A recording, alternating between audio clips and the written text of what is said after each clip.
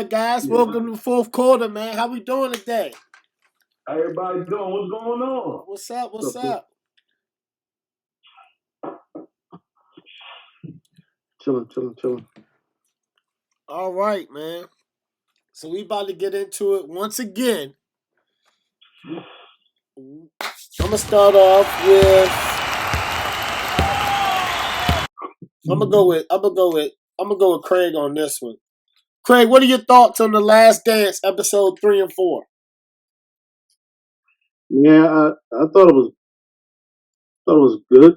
I mean, it's a lot of stuff I already knew. So I mean, the a lot of the Piston stuff. I mean, they've been talking about the Piston stuff with the Bulls for years and years. So I mean, that's nothing new. But like the Dennis Rodman stuff, I thought was like I didn't know he took a vacation, whatever. So I thought that was good. I thought that was cool. Just hearing him go through his story and then hearing how Mike was talking about, and then we're not gonna get him back. And then when he came back, he was it's like he never left. So I mean, took the place of Scotty for a while when he was out.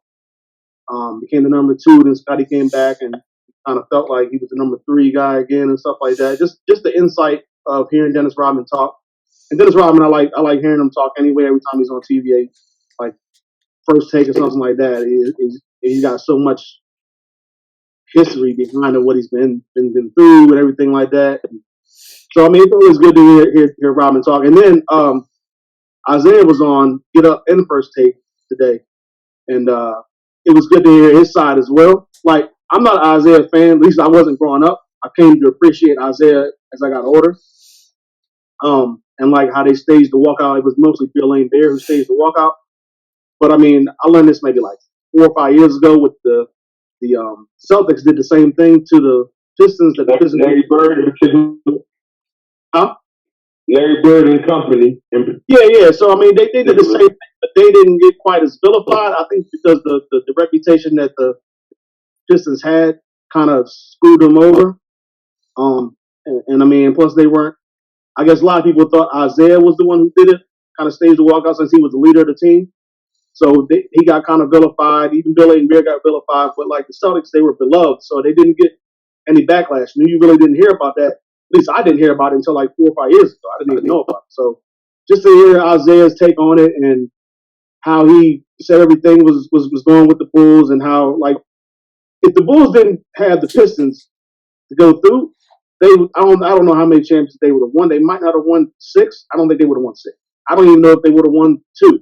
Like they had to go through a tough team to get them mentally and physically prepared to go through pretty much anybody. You can beat the Pistons. That's pretty much in my mind. Like if the Bulls could beat the Pistons, then the Bulls could beat anybody at that particular time because they were like the team that they really had to go through to get to where they wanted to get. And like before that, it was the Celtics that were the team that the Pistons had to go through. The Pistons didn't have the Celtics in their way.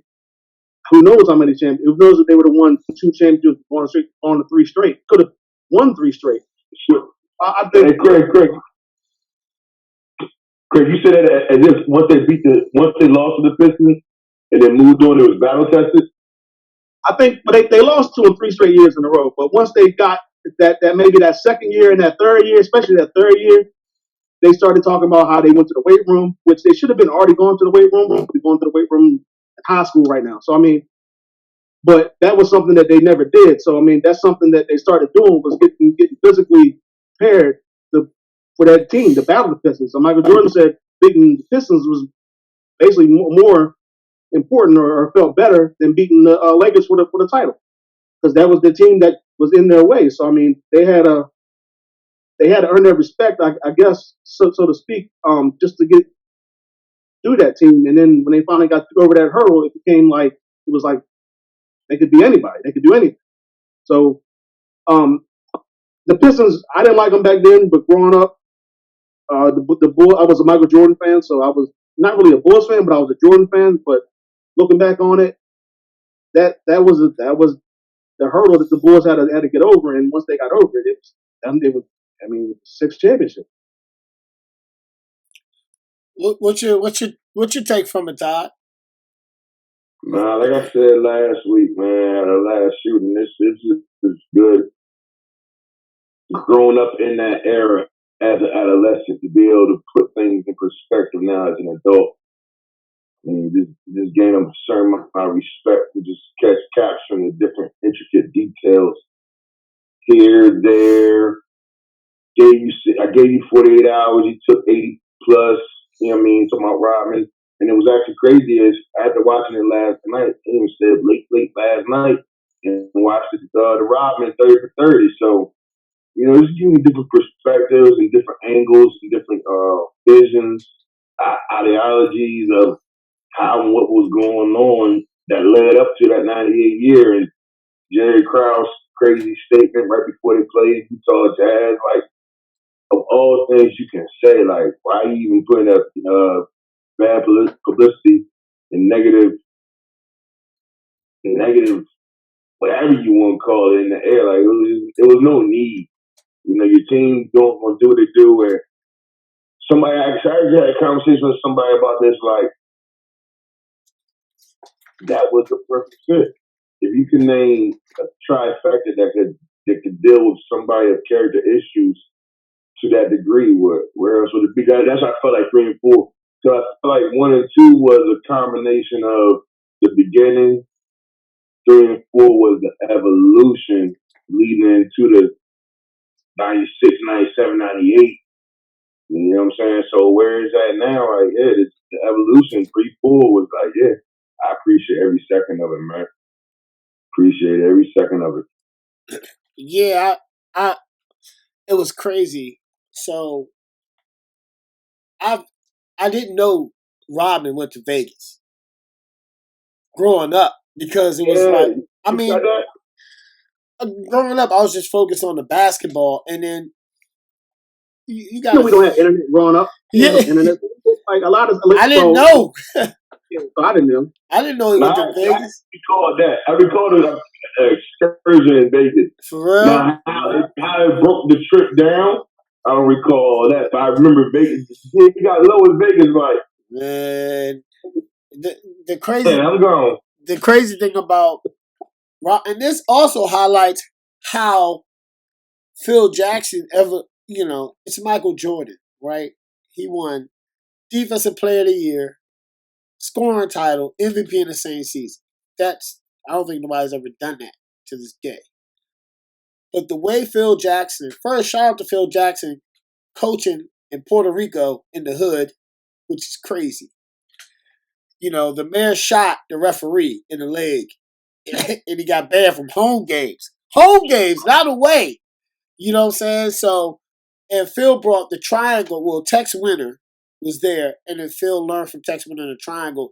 And that actually, people can listen. Michael Jordan is Michael Jordan. He's the GOAT.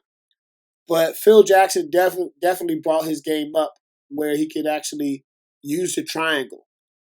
And because the triangle is crazy, because the way it's set up is that it's 33 different ways for one person to get the ball to use it and to be put in the scoring position. So Phil Jackson actually taught Michael how to trust the Steve Kerrs, how to trust the Paxson. You know what I'm saying? John Paxson had 20 points in that Piston game. Phil was like, trust him and pass to him. That made Jordan, that's what wins championships. That's what wins championships, man. A team. Jordan could have broke all the individual records in the book, but he needed Phil, he needed Scotty, he needed Rodman to push his game up to a different level. Now his game is already at the highest level, but you talk about winning championships. This is probably considered one of the greatest dynasties ever. Like, what you say? We say there's no I in team, but it's an M and an E. Man. He said, Jordan said there's an I in win. Jordan said there's an I in win. And Kobe said there's an M-E in team. These two are crazy, man. But I loved it. And shout out to Phil Jackson and Michael Jordan for managing Rodman. Like, coaches couldn't do that. You know what I'm saying? Like, Rodman actually, during the NBA season, took a vacation. I've never heard of that's crazy, man. Hey Phil, I need a break. Jordan was like, hey Phil, he ain't coming back. Phil's out, he'll come back. He said, hey, you let Rodman go? They ain't coming back, man. And He ain't Rod, coming back. he took a 2-week vacation. Man, what? What was it? 2 weeks? 3 weeks? No, it was 48 hours, and they went to go, they gave him 48 hours, And it stretched and to what? they went to go get him on the 4th day. The 4th day. Games, practices. It's all good, man. And shout out, hey, Michael Jordan respects Rodman so much because he was like, he's one of the smartest individuals like he's ever been around knowing the game of basketball. Which that's what's up. I mean, Rodman had an 11-inch jump from high school by the age of 21. Like, shit crazy, man. Yeah. That's unheard of.